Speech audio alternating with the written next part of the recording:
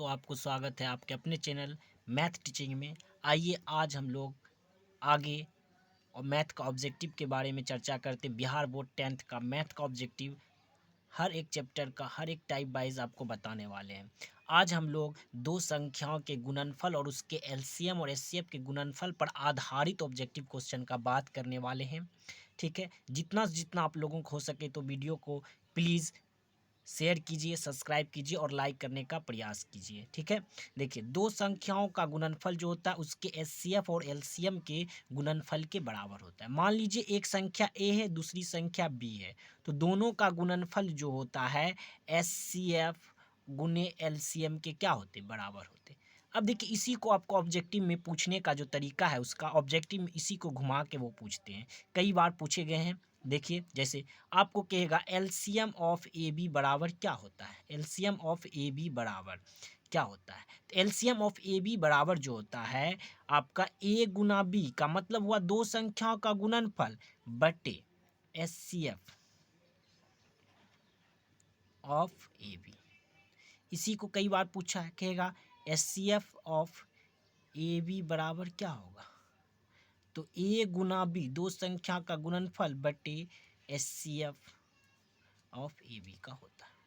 देखिए कई बार ये ऑब्जेक्टिव में पूछा गया है इस तरह से। ठीक है, इसको आप लोग को याद रखना है। आपको ये 10th में ही नहीं, जब आप आगे जाइएगा कंपटीशन की तैयारी कीजिएगा, आपको इस तरह का क्वेश्चन अवश्य देखने को मिलेगा। ठीक है, हमेशा याद रखिएगा दो संख्याओं का गुणनफल जो एचसीएफ और गुने एलसीएम के बराबर होता है। ठीक है, अब देखिए इससे रिलेटेड कुछ ऑब्जेक्टिव क्वेश्चन है जिसको हम लोग कर लेते हैं। जैसे यहाँ पे देखिए कह रहा है दो संख्याओं का गुणनफल 8670 है और उसका मोसो 17 है, तो उसका लोसो निकालना है। देखिए दो संख्या, मान लीजिए एक संख्या ए है, दूसरी संख्या बी है, दोनों का गुणनफल, दो संख्याओं का गुणनफल जो होता है आपको एचसीएफ गुने क्या होता है, एलसीएम के गुणनफल के बराबर होता है। अभी दोनों संख्या का गुणनफल 8670 दिया हुआ है। अब देखिए मोसो 17 दिया हुआ, एलसीएम निकालना, इसको एक्स मान लेते। अब इसको 17 से काटना है, 17 पचे 85, एक एक कहीं 17 कट गया, 51 कितना आ गया 510, एक्स का मान निकल गया। अब देखिए ऑप्शन में कहाँ है 510। ये ऑब्जेक्टिव कई बार पूछा गया है और पूछता भी है। ठीक है, इसको हमेशा ध्यान रखिए। अब देखिए अगला क्वेश्चन है।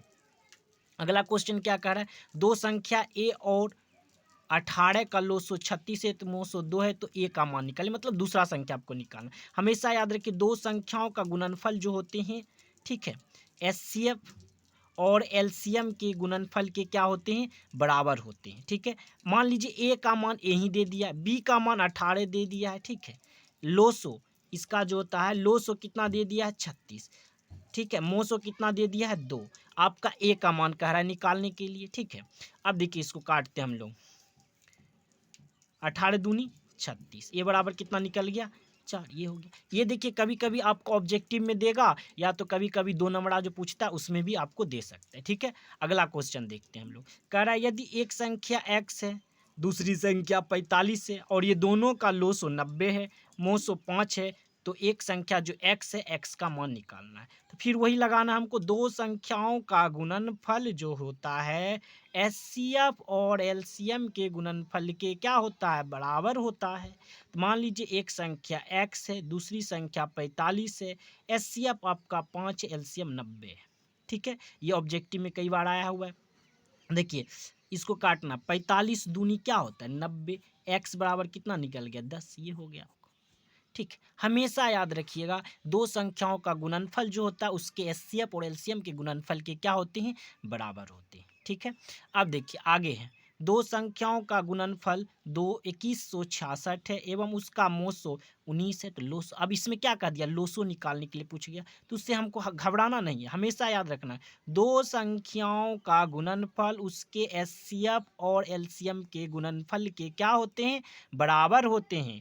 तो अब देखिए दोनों संख्याओं का गुणनफल 2166 है, एचसीएफ का मान कितना दिया हुआ है 19 दिया हुआ है, तो एलसीएम का मान पूछना जिसको हम लोग x मान लेते। इसको काटते हैं, एक बार में क्या कट गया 19, खिलाएं, घट के कितना आया 2, फिर एक बार में कितना खाएगा 19, और 7 यहाँ पाएगा 19 चौक 76, कट गया हम लोगों का, x बराबर कितना निकल गया 114, ये हो गया।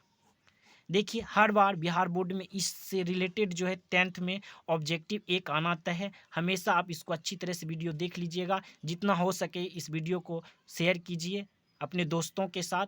कल हम लोग आगे का जो होता है 1.1 से जो है 1.4 में कल आगे का चैप्टर हम लोग आप ऑब्जेक्टिव रिलेटेड लेके आएंगे, जिसमें हम लोग कुछ क्वेश्चन जो होते हैं इस तरह रेकरिंग दिया रहा था और इसको पी बटे क्यू के रूप में लिखना होता है, ये बताएंगे एकदम शॉर्ट मेथड से बताएंगे। ठीक है दोस्तों, आगे कल आपसे मिलते हैं, वीडियो को शेयर कीजिए। ठीक, थैंक्स।